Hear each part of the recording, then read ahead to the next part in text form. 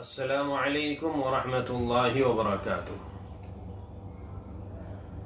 اعوذ باللہ من الشیطان الرجیم، بسم اللہ الرحمن الرحیم۔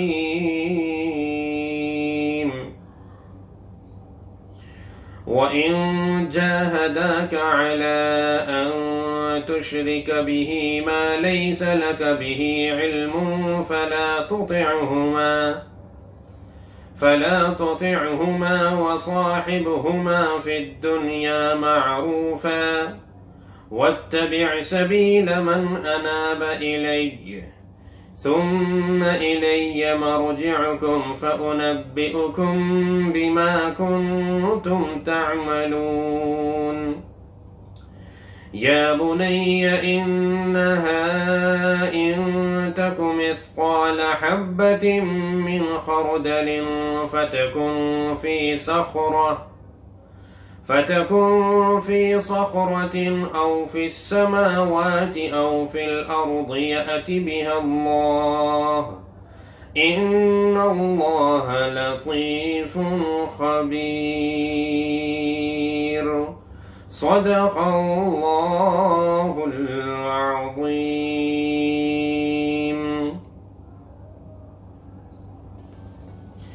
یہ سورہ لقمان کی آیت نمبر 15 اور 16 تلاوت کی گئی ہے۔ آپ نے آیت نمبر 14 میں والدین کے مقام اور مرتبے کے تعلق سے سنا تھا۔ اللہ تبارک و تعالی نے لقمان علیہ السلام کی نصیحت کو روک کر، کیونکہ لقمان علیہ السلام نے آیت نمبر 13 میں اللہ کی عظمت کا بیان کیا، اپنے بیٹے کو نصیحت کی کہ بیٹا اللہ کے ساتھ شرک نہ کرنا، اللہ کی نافرمانی نہ کرنا، یہ بہت بڑا ظلم ہے۔ تو اللہ تبارک و تعالی نے بات روک کر فوراً یہاں والدین کا ذکر فرما دیا تاکہ بچوں کو، آنے والی نسلوں کو یہ پیغام جائے کہ جس طرح اللہ کی نافرمانی نہیں کرنی ہے، اسی طرح جائز کاموں میں والدین کی بھی اطاعت کرنی ہے۔ جس طرح اللہ تبارک و تعالیٰ کے حقوق ہیں، اسی طرح ہمارے اوپر ہمارے والدین کے بھی حقوق ہیں، لیکن والدین کے حقوق میں اور اللہ کے حقوق میں تھوڑا سا فرق ہے۔ اللہ کے حقوق کے اندر کوئی درجہ بندی نہیں ہے۔ اللہ تبارک و تعالیٰ کے حقوق یعنی جو فرائض ہیں، جو اللہ کی طرف سے بندوں پر فرض کی گئی ہیں، وہ سب سے مقدم ہیں، یہاں تک کہ بندہ خدا نہ خواستہ ایسا معذور ہو جائے کہ وہ ادا ہی نہ کر پائے، وہ ایک بات الگ ہے، ورنہ اپنی حیثیت، اپنی ہمت، اپنی طاقت کے مطابق اللہ کی طرف سے فرض کیے گئے احکامات سب سے پہلے بندے کو پورے کرنا ضروری ہے۔ لیکن والدین کی اطاعت میں اللہ رب العزت نے تھوڑی تفصیل بیان فرمائی، جس کا ذکر اس آیت نمبر 15 میں اللہ نے بیان فرمایا کہ والدین کی اطاعت تو ضرور کرنی ہے، والدین کی فرما برداری کرنی ہے، ان کا کہنا ماننا ہے، لیکن یہ اسی وقت تک جب تک وہ شریعت کے خلاف کسی کام کے کرنے کا آپ کو حکم نہ دے۔ اگر آپ کے والدین آپ کو کسی غلط چیز کا کی مشورہ دیتے ہیں یا حکم دیتے ہیں، کسی غلط کام کے کرنے کو کہتے ہیں، وہ کام ہو سکتا ہے سماجی اعتبار سے غلط نہ ہو سکتا ہے کہ وہ ظاہر میں اچھا نظر آ رہا ہو، لیکن وہ شریعت کے خلاف ہے۔ اگر وہ شریعت کے خلاف ہے، اگر وہ اللہ اور اس کے رسول صلی اللہ علیہ وسلم کے خلاف ہے، تو پھر یہاں والدین کی اطاعت نہیں کرنی ہے۔ آپ نماز پڑھنا چاہتے ہیں، والدین آپ کو روک رہے ہیں، آپ کہتے ہیں کہ نماز نہ پڑھیں، والدین کہتے ہیں نماز نہ پڑھیں۔ آپ داڑھی رکھنا چاہتے ہیں اور والدین کہتے ہیں کہ آپ کو داڑھی نہیں رکھنی ہے، وہ بیچ میں رکاوٹ بنتے ہیں۔ آپ شریعت کے مطابق لباس اختیار کرنا چاہتے ہیں جس کے اندر پردہ ہو، بے حیائی نہ ہو، لیکن والدین بھی یہاں پر بھی رکاوٹ بننا چاہتے ہیں۔ آپ اپنی مکمل زندگی اللہ اور اس کے رسول صلی اللہ علیہ وسلم کی مرضی کے مطابق لانا چاہتے ہیں، لیکن والدین کا ذہن نہیں بنا ہوا اور وہ پسند نہیں کر رہے اس چیز کو کہ آپ اپنا لائف سٹائل، آپ اپنی جو 24 گھنٹے کی زندگی ہے وہ آپ شریعت کے مطابق لائیں، سنت کے مطابق لائیں، اللہ اور اس کے رسول صلی اللہ علیہ وسلم کی مرضی کے مطابق لائیں، یہ ان کو پسند نہیں آ رہا ہے، وہ آپ کو روکنا چاہتے ہیں، تو یہاں آپ کیا کریں؟ اللہ رب العزت نے اسی لیے اس آیت کریمہ کے اندر اس کا ذکر فرمایا سورہ لقمان آیت نمبر 15 میں کہ یہاں آ کر آپ کو اپنے والدین کی اطاعت نہیں کرنی ہے، ان کا کہنا نہیں ماننا ہے، ان کے کہنے کی وجہ سے آپ کو داڑھی نہیں کٹانی ہے، ان کی کہنے کی وجہ سے آپ کو اپنا لباس تبدیل نہیں کرنا ہے، ان کے کہنے کی وجہ سے روزہ نہیں چھوڑنا ہے، آپ بالغ ہیں، آپ کے اوپر فرض ہے اور آپ رکھ سکتے ہیں، ایسا کوئی شرعی عذر بھی نہیں ہے، ان کے کہنے کی وجہ سے آپ کو کوئی بھی کام ایسا نہیں کرنا ہے جس سے اللہ ناراض ہو جائے یا اللہ کے رسول صلی اللہ علیہ وسلم کی سنت کے خلاف وہ عمل ہو۔ اسی لیے یہاں اللہ فرماتے ہیں کہ وَإِن جَاهَدَاكَ، اگر وہ ضد کرے، کتنا بھی وہ آپ سے کہیں کہ عَلَىٰ أَن تُشْرِكَ بِي، کہ تم میرے ساتھ شرک کرو، وہ ضد کر رہے اس بات پر کہ تم شرک کرو،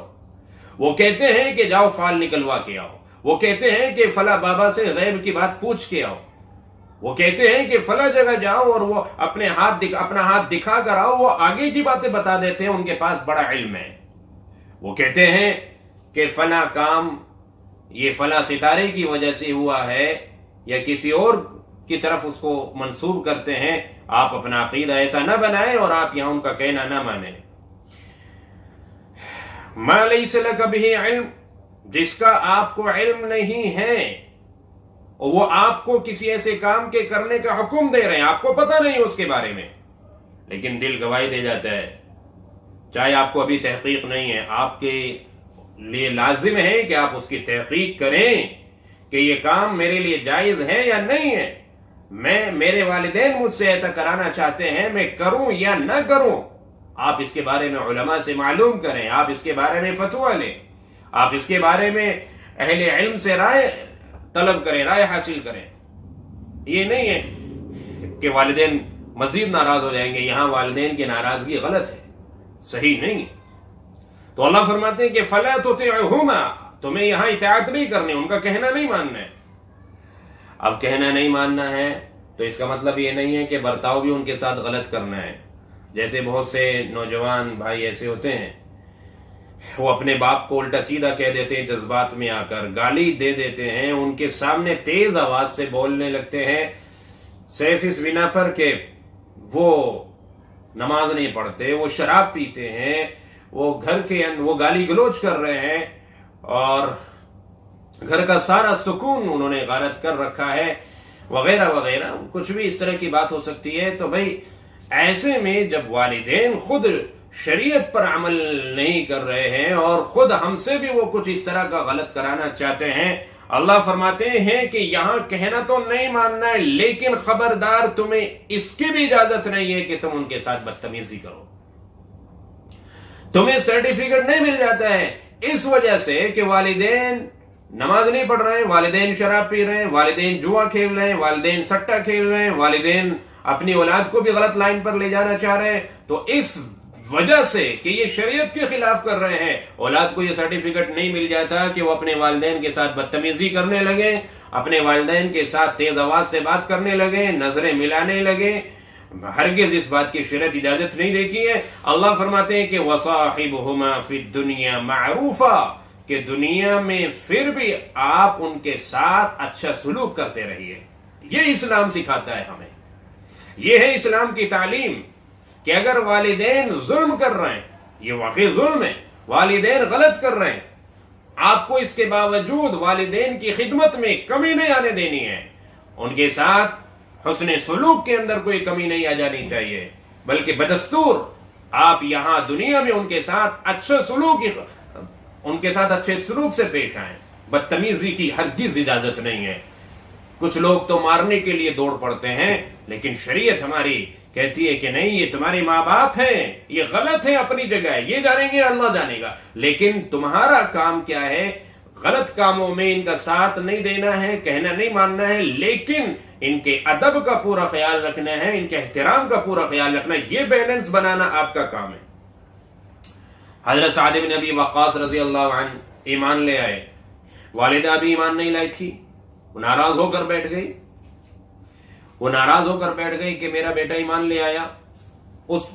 اتنی ناراض ہوئی کہ اس نے بھوک ہڑتال کر لی۔ حضرت سعد بن ابی وقاص کی والدہ نے بھوک ہڑتال کہ میں کھاؤں گی پیوں گی نہیں جب تک یہ سعد واپس اپنے اسی مذہب میں لوٹ کر نہیں آ جائے گا جس پر یہ پہلے تھا، جب تک یہ دین اسلام کو چھوڑ نہیں دے گا تب تک میں کھانا نہیں کھاؤں گی، یہ طے کر لیا۔ سعد بن ابی وقاص کو جب پتا چلا تو سعد بن ابی وقاص نے آ کے بہت ہی ادب اور احترام اور بڑی پیار کے ساتھ اپنی والدہ سے کہا کہ امی جان، آپ یہ چاہتی ہیں کہ میں دوبارہ سے شرک کی دلدل میں آ جاؤں اور اس ظلمت کے اندر آ جاؤں، یہ تو مجھ سے ہرگز نہیں ہوگا۔ آپ جتنا بھی آپ کوشش کریں، میں ایمان سے تو کبھی نہیں ہٹ سکوں گا، یہ تو طے شدہ بات ہے، لیکن امی جان آپ بھوکی رہیں یہ بھی نہیں دیکھ سکوں گا۔ میں یہ نہیں برداشت کروں گا کہ آپ بھوکی رہیں، آپ کو کھانا تو کھانا پڑے گا۔ بیٹھ گئے اور زبردستی نوالا لے کر والدہ کو کھلانے لگے۔ یہ تھا وہ درمیانی بیلنس۔ سعد بن ابی وقاص ناراض ہو کر وہاں سے گئے نہیں کہ ٹھیک ہے میری بلا سے اگر آپ مرتی ہیں تو مرے، نہیں کھاتی ہیں تو نہ کھائیں، میں تو شرک نہیں کروں گا، میں تو اسلام پہ قائم رہوں گا۔ دین کو صحیح طریقے سے سمجھنے کی ضرورت ہے۔ اگر ہم اس کو صحیح طریقے سے سمجھ لیں، یقیناً وہ والدین جو آج کسی وجہ سے غلطی پر ہیں، آپ کے اس برتاؤ کی وجہ سے، حسن سلوک کی وجہ سے، اچھے اخلاق کی وجہ سے انشاءاللہ کل ان کی بھی اصلاح ہو جائے گی اور ممکن ہے کہ وہ بھی ہدایت پر آ جائیں گے۔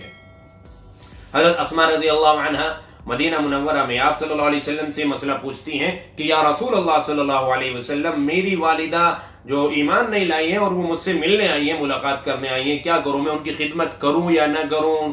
تو آپ نے فرمایا کہ بھئی تمہاری والدہ ہیں، ان کے ساتھ اچھا سلوک کرو، ان کی خدمت کرو، ان کو بٹھاؤ، ان کا کھانا پینا، راحت آرام، سب چیزوں کا خیال رکھو۔ تو بھئی کسی کے والدین کتنی بھی غلطی اور گمراہی پر ہیں، لیکن اولاد کی ذمہ داری ہے کہ وہ دنیاوی اعتبار سے کسی چیز میں کمی نہ آنے دے، ان کے ادب میں، ان کے احترام میں، ان کے اخراجات میں، ان کے راحت اور آرام میں پورا ان کو خیال رکھنا ہے۔ بس ہاں، جو غلط کام کا اگر وہ حکم دے رہے ہیں وہ نہیں کرنا ہے، کوئی غلط کام نہیں کرنا ہے۔ تو اللہ فرماتے ہیں کہ وَاتَّبِعْ سَبِيلَ مَنْ أَنَابَ إِلَيَّ، اس میں آپ اتباع ان لوگوں کا کریں جو میری طرف رجوع کرتے ہیں، جو میری طرف رجوع ہیں، یعنی یہاں پر آپ کو نیک لوگوں کا اتباع کرنا ہے۔ صحابہ کرام رضوان اللہ تعالی علیہم اجمعین،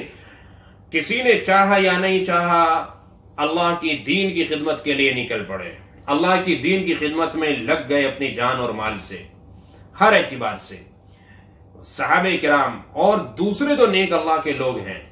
تو وہ ہمیشہ اللہ کی اطاعت میں لگے رہتے ہیں۔ اللہ فرماتے ہیں کہ ان لوگوں کا اتباع کرو، یہاں پر والدین کا نہیں کرنا ہے، یہاں ان لوگوں کا اتباع کرنا ہے۔ جب بات ٹکرا جاتی ہے اور والدین کسی غلط کام کی کرنے کے لیے کہتے ہیں تو یہاں اطاعت آپ کو والدین کی نہیں، نیک لوگوں کی اطاعت کرنی ہے، علماء کی اطاعت کرنی ہے، ان کا اتباع کرنا ہے۔ اور علماء کے علاوہ جتنے بزرگان دین ہیں، اولیاء کرام ہیں، نیک لوگ ہیں، ان کا اتباع کرنا ہے اور ان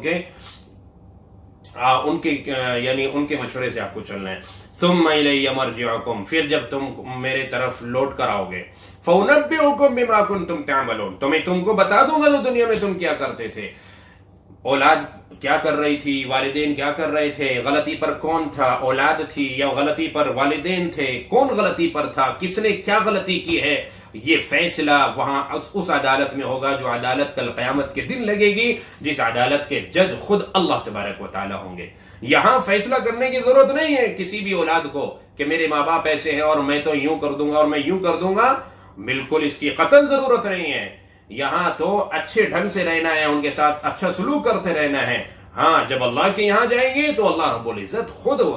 ہر ایک کا حساب کر دیں گے اور ہر ایک کو بتا دیں گے کہ تم کیا کر کے آئے ہو، دنیا سے کیا نہیں کر کے آئے۔ اب پھر آیت نمبر 16 میں اللہ رب العزت لقمان علیہ السلام کی نصیحت کو چالو کرتے ہیں، اس کو جاری رکھتے ہیں۔ تو بیٹے نے پوچھا کہ ابا جان، اگر میں چھپ کر کوئی گناہ کروں، کسی کو بھی پتہ نہ چلے، تو یا بنی انہا ان تک مثقال حبۃ من خردل،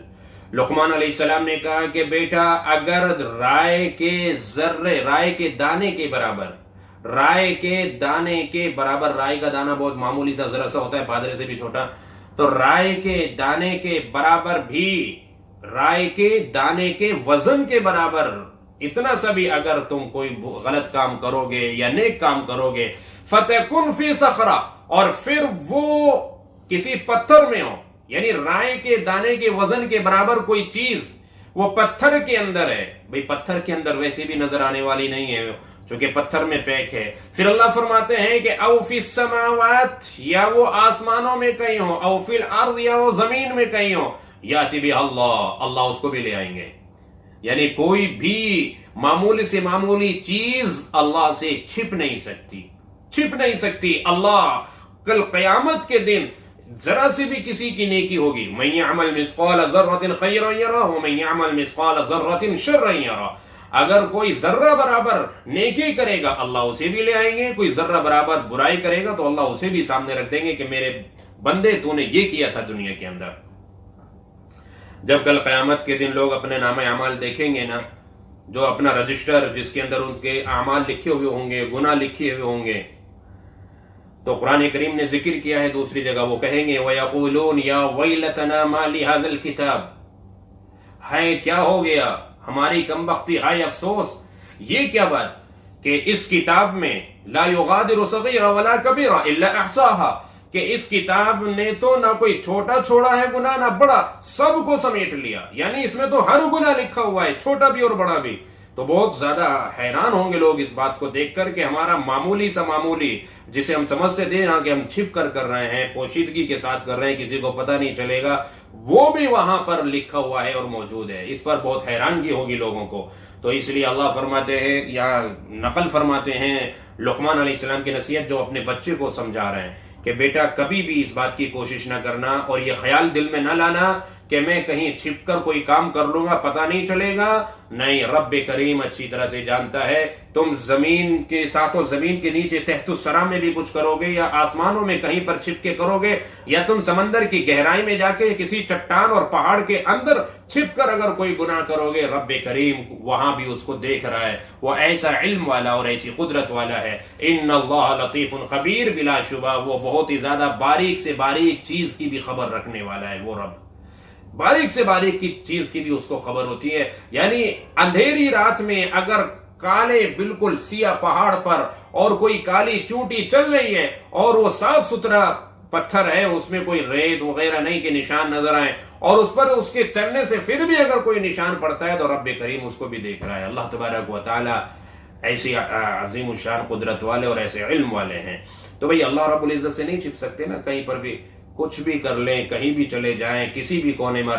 یہ ہمیشہ مومن کو خیال رہنا چاہیے, وہ اگر کوئی گناہ کبھی چھپ کر کرنا چاہے تو ذرا سی دیر کے لیے خیال لے آئے کہ میرا رب مجھے یہاں بھی دیکھ رہا ہے. یوسف علیہ السلام کو زلیخا نے 7 تالوں کے اندر بند کر کے برائی کرنی چاہیے. اندر زلیخا کا وہ بت رکھا ہوا تھا جس کی وہ عبادت کرتی تھی, اس کے اوپر کپڑا ڈال دیا. تو یوسف علیہ السلام نے کہا زلیخا تو نے اپنے خدا کی تو آنکھیں بند کر لی, لیکن میں اپنے خدا کی کیسے آنکھیں بند کروں, میرا رب تو ہر جگہ دیکھ رہا ہے. کتنے بھی تالوں میں بند کر لو لیکن پھر بھی اللہ رب العزت ایسا باریک بھی ہے, یعنی باریک سے باریک چیزوں کو جاننے والا اور دیکھنے والا ہے کہ اس کو سب معلوم ہے کہ کون کیا کر رہا ہے. تو بھئی اللہ سے کوئی کسی کی معمولی سی نیکی بھی نہیں چھپ سکتی اور معمولی سی ذرا سی برائی بھی نہیں چھپ سکتی. سب اللہ رب العزت کل قیامت کے دن اللہ کے سامنے پیش کر دیں گے. اس لیے یہاں آپس میں جھگڑنے کی ضرورت نہیں ہے, نہ والدین سے الجھنے کی ضرورت ہے, نہ آپس میں بھائی اور بہنوں سے الجھنے کی ضرورت ہے, بلکہ ہر ایک کے ساتھ حسن سلوک کرتے رہیں, اچھے اخلاق سے پیش آتے رہیں, اپنی طرف سے کوئی کمی نہ آنے دیں, اپنی طرف سے ہر ایک کے حقوق ادا کرتے رہیں. اگر خدا نخواستہ آپ کے حق کے اندر کوئی کمی ہوگی تو کل قیامت کے دن اللہ کے اس کا فیصلہ ہو جائے گا. تو یہ چیزیں اللہ کے اوپر چھوڑنی چاہیے اور دنیا میں لڑنا جھگڑنا نہیں چاہیے, ان چیزوں سے بچنا چاہیے. اللہ تبارک و تعالی ہمیں صحیح سمجھ عطا فرمائے, عمل کی توفیق عطا فرمائے. السلام علیکم.